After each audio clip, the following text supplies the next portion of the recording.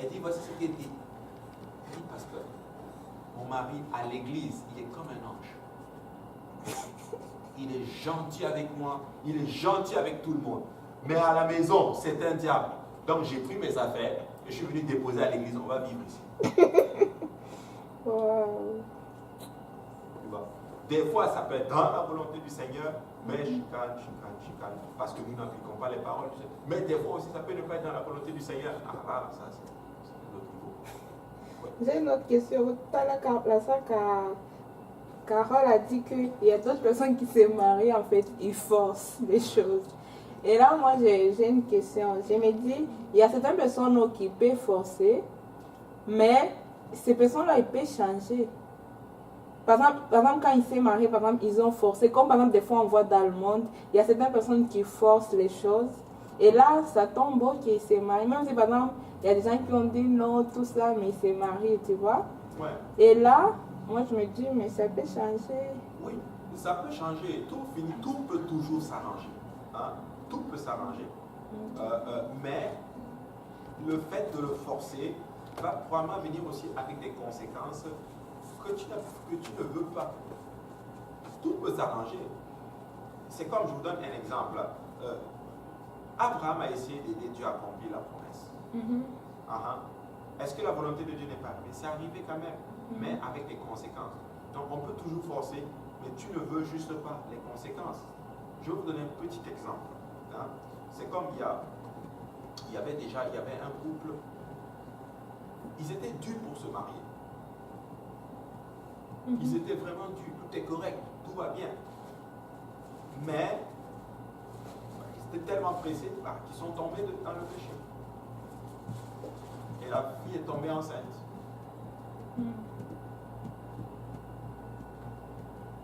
Dieu, c'est la volonté de Dieu qu'ils se marient ensemble. Mais il attend un peu. Mais c'est arrivé. Ils ont forcé les choses, c'est arrivé. Maintenant, il y aura peut-être, ils vont probablement se marier. Mais est-ce que ça devait se passer comme ça? Non. Les conséquences peuvent arriver littéralement. Il peut y avoir des conséquences spirituelles et toutes ces choses. Mais moi, je sais juste une chose, c'est que quand c'est fait totalement dans la volonté du Seigneur, la bénédiction de l'Éternel coule. C'est juste, c'est merveilleux. C'est merveilleux. Oui. Ok.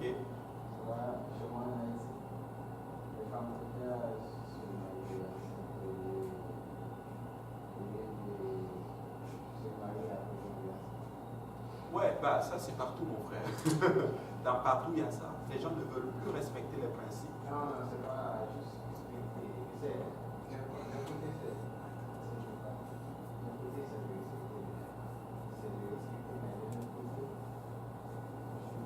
ça c'est quand les femmes se marient dans mon pays, elles sont vraiment stressées pour tomber enceinte. Je me suis marié, ça fait 3 ans, j'ai pas eu d'enfant. Ah, à cause de ça, elles ont tellement de stress qu'elles veulent même enfreindre la loi. Enfin, enfreindre la Je pas Il y a compris. plusieurs femmes qui se sont mariées, après 2, 3, 4 ans, elles n'ont pas encore tombée enceinte. Alors les autres femmes là, moi, je vais tomber enceinte et après je vais me marier. Ah, parce que quand je me marie, ouais. Mais tu sais, quand quelque chose est dans la volonté du Seigneur, Dieu va toujours apporter sa bénédiction. Abraham était avancé en âge. Sarah était stérile. Dieu l'a déstérélisé et lui a donné un enfant. Moi, je n'ai jamais compris ceci dans la tête des gens. Parce qu'ils se disent, oh, anyway, on va quand même se marier. C'est ça. C'est ce qu'ils se disent. Mais non, attends le mariage. Et puis les choses. N'est-ce pas Dieu qui vous a dit d'entrer dedans? Si Dieu vous dit d'entrer dedans et qu'il sait que vous voulez des enfants et que vous avez besoin des enfants, il va vous donner des enfants. Tu vois ce que je veux dire? Et je prends toujours notre exemple, ma femme et moi. Tu vois, honnêtement, je n'ai jamais autant su que Dieu était dans cette affaire que le cas de mon mariage.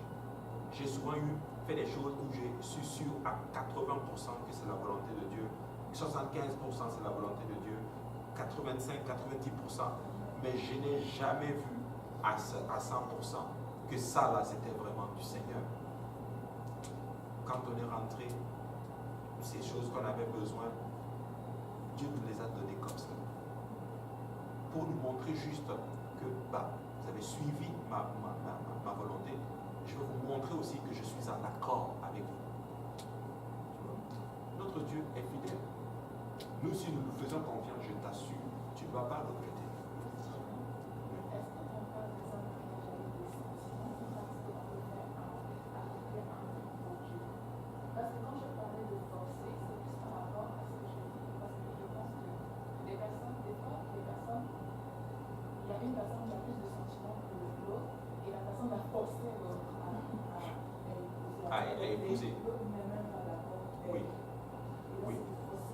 Oui, c'est du forcing. Tu as tout à fait raison. Est-ce que c'est pour le sentiment ou c'est pour accomplir finalement le but de Dieu? En fait, c'est tout. C'est un package ensemble. Regarde, si tu as apporté un point capital, ça peut arriver qu'une personne peut aimer l'autre et l'autre ne l'aime pas. Et il y a plein de circonstances autour.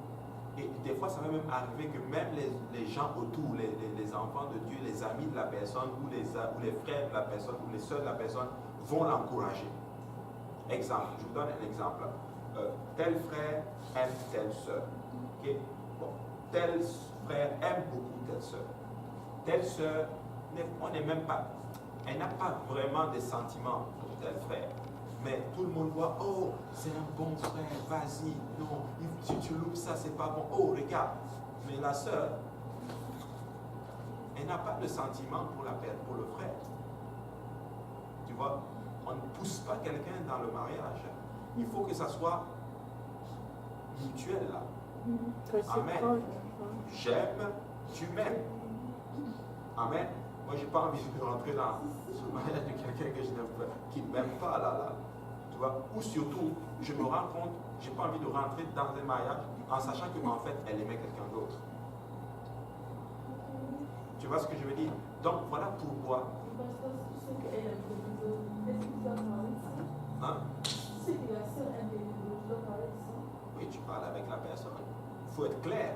C'est pour ça que j'ai dit qu'il ne faut pas jouer avec les sentiments. Non, quand tu es là, si la soeur aime quelqu'un d'autre, oui. Et la soeur part dans le mariage, tu dois parler de ça? Non, ça c'est pas ton affaire, c'est vraiment pas ton problème. C'est entre eux, c'est leur mariage. Tu ne rentres pas dans cette affaire. Tu laisses faire. Chacun est libre de faire son choix. Mais moi, je ne veux juste pas qu'on arrive à une place où on pousse les gens dans des choses que si la personne n'aime pas, la personne n'aime pas. Moi, je me rappelle quand je suis allé dans le bureau du pasteur pour ma femme, première question qu'il m'a posée, est-ce que tu l'aimes?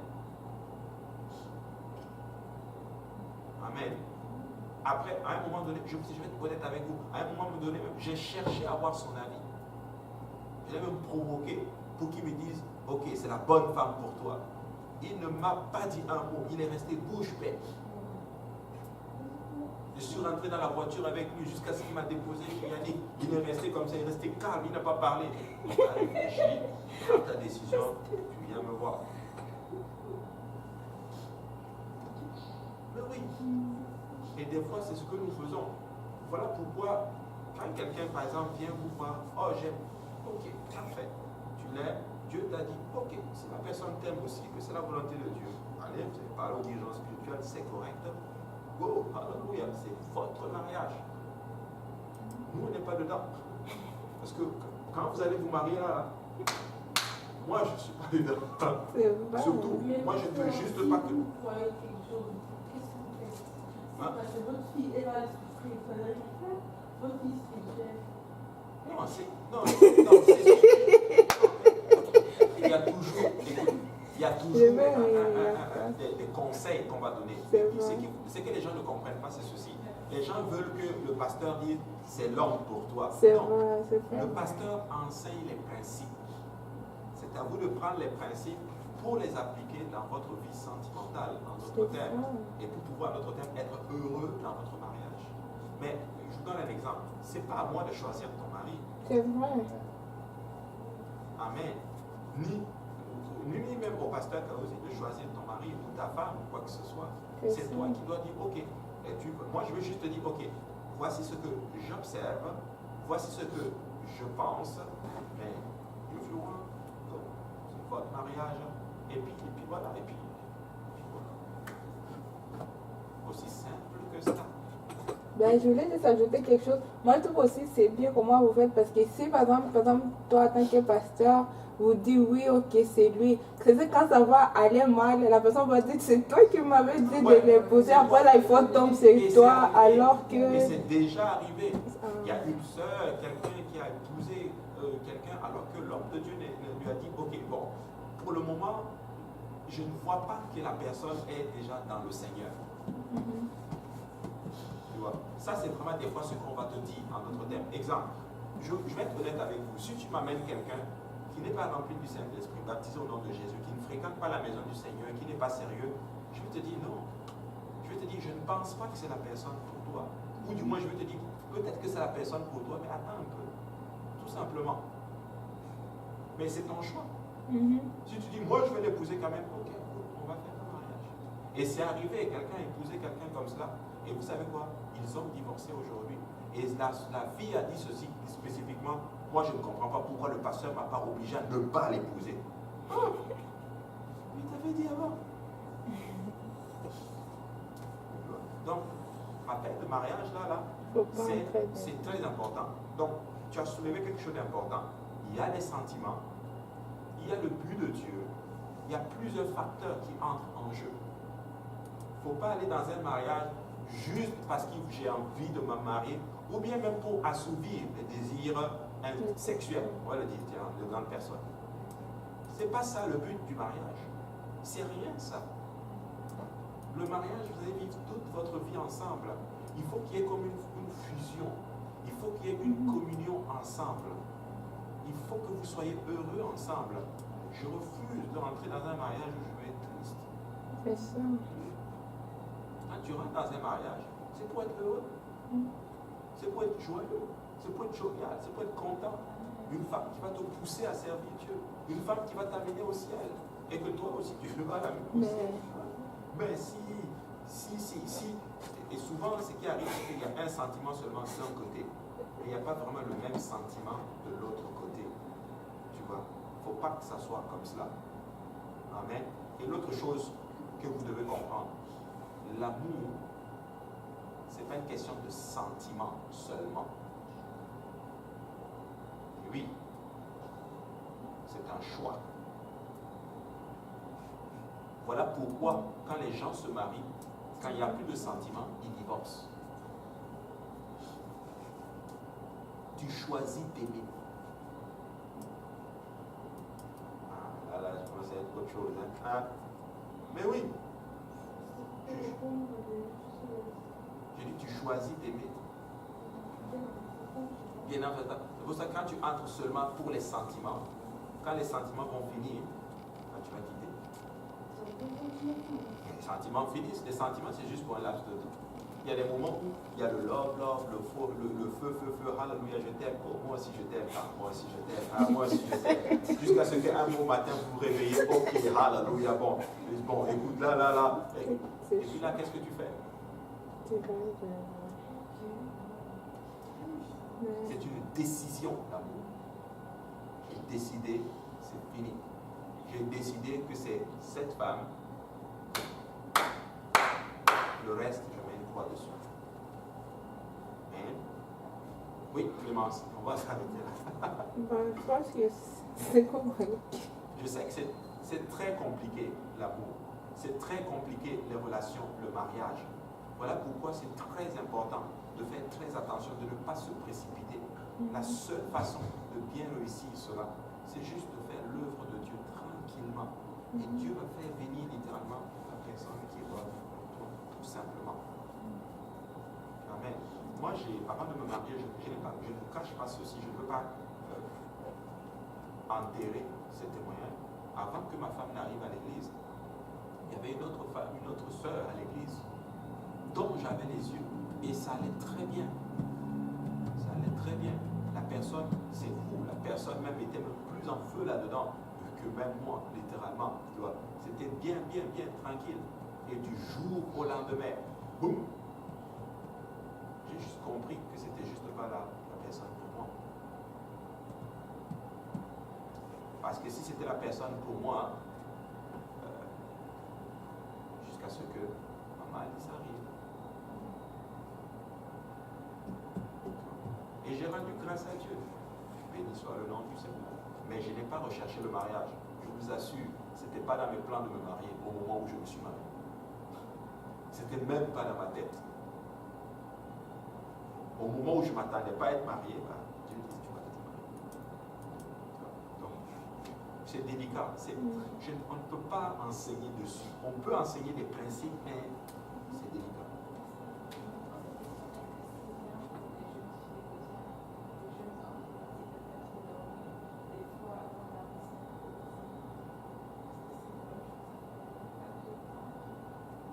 Bah, ça dépend. Ça dépend de où, ça dépend de qui, ça dépend de comment. C'est quelque chose que je n'encourage pas de faire souvent. Surtout pour des jeunes couples. Pour des jeunes couples, je ne conseille pas ceci. C'était quoi? Hein? J'avais pas bien compris sa question. Oui, sa question c'est est-ce que c'est conseillé par exemple que les jeunes filles, par exemple, aillent dormir par exemple chez un couple ou des jeunes hommes par exemple. C'est pas. Moi je. Les gars, les frères.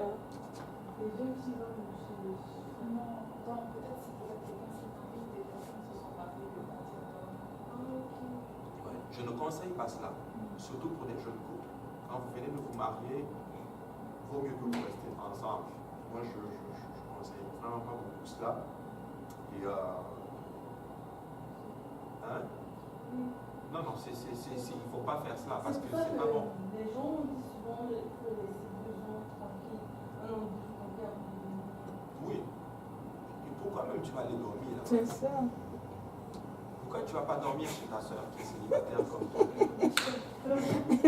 Ou chez ton frère qui est célibataire? Bah, le frère va dormir chez le frère, qui est célibataire comme toi. Ou, parce que bon, c'est pas quelque chose que c'est pas quelque chose que je partage, mais ça peut arriver par exemple que tu te retrouves en tant que fils spirituel, tu peux te retrouver par exemple chez un ancien, mais même ça là, c'est délicat. Moi, je ne prendrai pas tout le monde chez moi.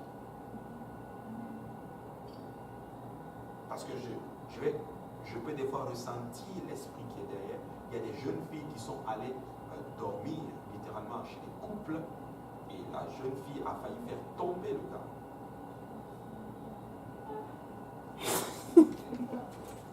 Mais oui. Quand ça arrive, oh, toi tu es l'ancien, tu vas parler avec le frère, conseille-moi, jusqu'à 2 heures du matin.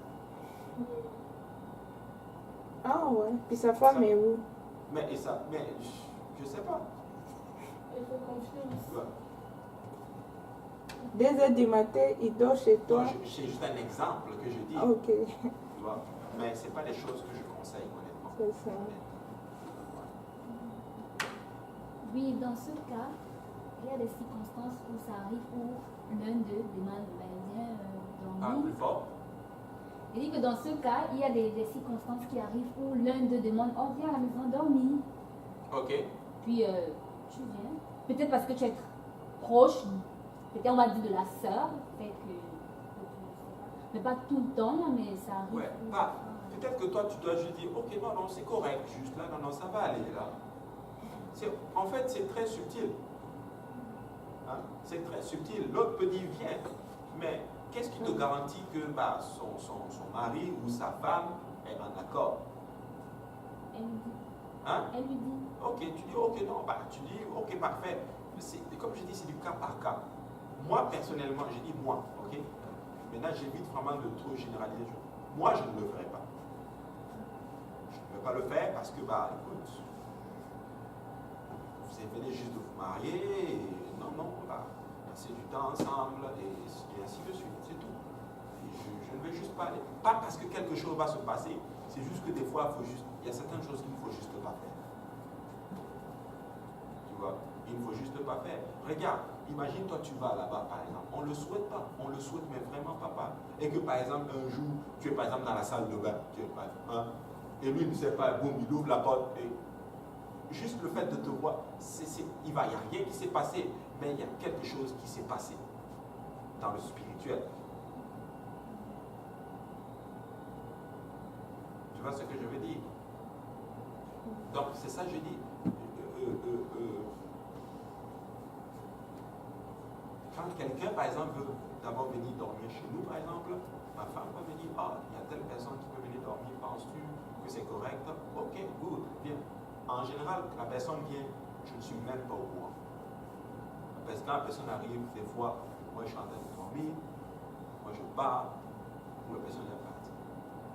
Mais comme je dis, c'est du cas par cas. Généralisez pas les choses, c'est du cas par cas. Évaluez qu'est-ce qui est bien séant, tout simplement. Amen. Amen. On va s'arrêter là pour aujourd'hui. Alléluia. C'est ça que ça va être bon. La semaine prochaine, ça va parler un peu de Rebecca et de Isaac. Alléluia. Et nous allons prier.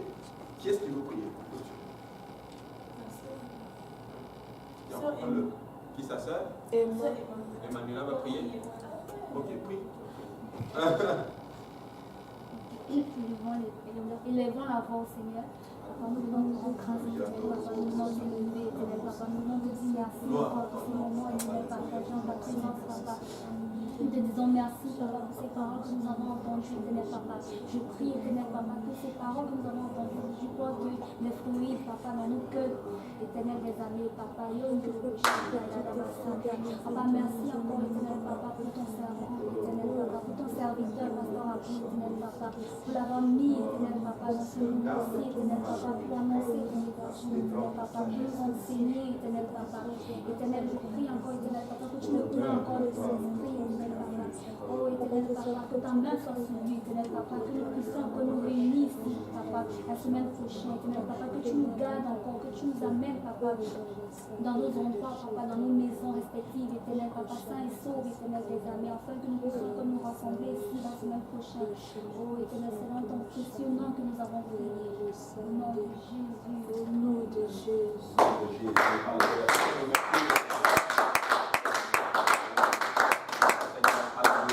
Que le Seigneur vous bénisse et